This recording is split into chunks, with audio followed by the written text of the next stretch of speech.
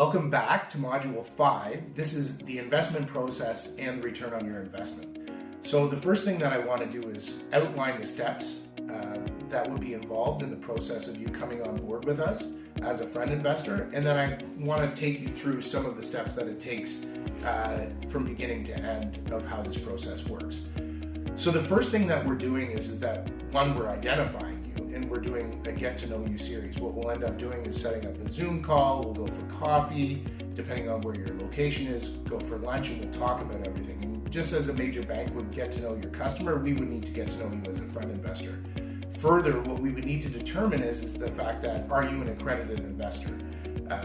You need to be in the position to be able to make this type of financial investment. This financial investment isn't for everybody, but it is for a lot of you that are watching this video, because otherwise you wouldn't be sitting here.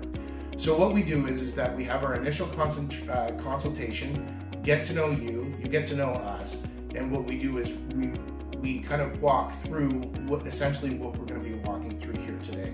So once we move past that and we determine that you are an accredited friend investor, what we will do is that once that stage is completed, we will then look to get you to seek pre-approval for your mortgage. So what that means is that we have essentially what is a concierge service with multiple mortgage companies that we work with, that we've established over the years, that know our process through a rent-to-own process, and are able to walk you through the steps in order to really not just line you up to the first one, but get you to understand what it would take for you to do multiple properties. And so once we take you to that pre-approval stage, then we become aware of what your capacity is.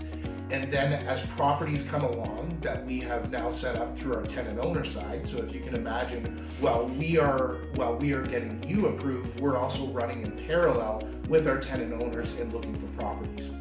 So when the tenant owners has been working with the realtors and we're able to find the right asset, both for us and for the tenant owners, what we do is that we have our agreement of purchase and sale that we're putting in for an offer on a property. Now, there's two ways that we go about doing it. Either we put it under our company's name as Rent to Own Canada and or assigned transferee, or what we do is we identify you right from the start and we put your name on the purchase and sale agreement. Obviously, the purchase and sale agreement is a conditional purchase and sale agreement, and we work through multiple conditions to ensure that the asset is the right asset for you and for us. And so everything from home inspections to water testing, everything that you can imagine, we go through that stage with you, with our folks, and we make sure that we are good to ensure that this asset is the right one. From there, once we do that, what we do is we work with the tenant owner to sign a lease, and what we do is we also sign an option to purchase agreement. And from there, what we're able to do is build a pro forma of the property. And once we build the pro forma of the property, and we have yourself aligned on the asset, and we have yourself aligned on the pro forma of the property, what we do is that we go into firming up the agreement. And when we're firming up the agreement, what we're also doing is, also in parallel, is signing our joint venture agreement with you. So this is where we come to ensure that you are guaranteed on those initial funds in, and we also spell out our joint venture agreement with you and with us and how our relationship works. And then once we have the tenant owner lease signed, once we have the option to purchase signed, we know the pro forma, once we have our joint venture agreement in place, that's when we lift the conditions and we go firm on the property. And then from there, we work towards closing and get everything set up for you to be able to reap the rewards of your investment. So there's two ways that you receive distribution on your funds. So the first way is that in this country, our company cannot be responsible for paying the mortgage. So one of the distribution funding methods we use is against distribution of the mortgage payment. The second one is your monthly distribution that we have previously agreed to through our joint venture agreement. And that also feeds into what against your returns are.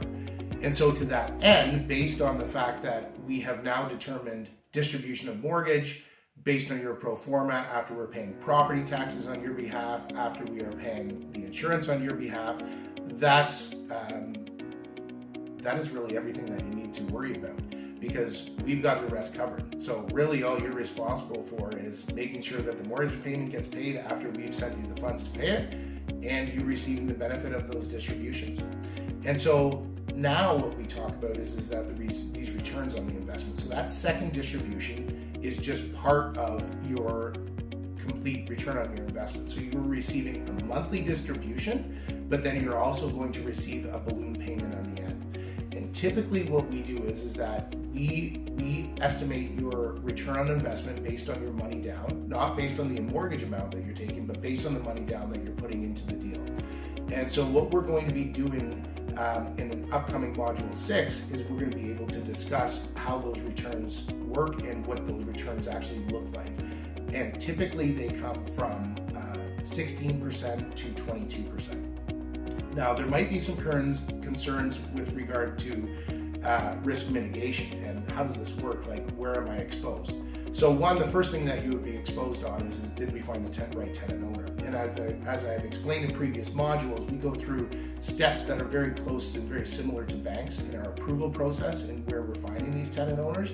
And really just 3 out of 100 tenants that apply eventually become tenant owners. And so there is careful tenant screening. And then on top of it, once we've gotten past that stage, there's ongoing property management whereby we check in on a regular basis. And then the last thing that you should be concerned about is our exit strategy. So there's really 4 exit strategies. One is the obvious one, is that there's tenant owner success. But what happens if the tenant owner isn't successful? One, we can decide through our joint venture agreement, if you just want to keep the property, and we would take a management fee and we would just rent it out, and we can determine that through our joint venture agreement. The second one is we go out and we find a new tenant owner to go into that property, and we start the process all over again.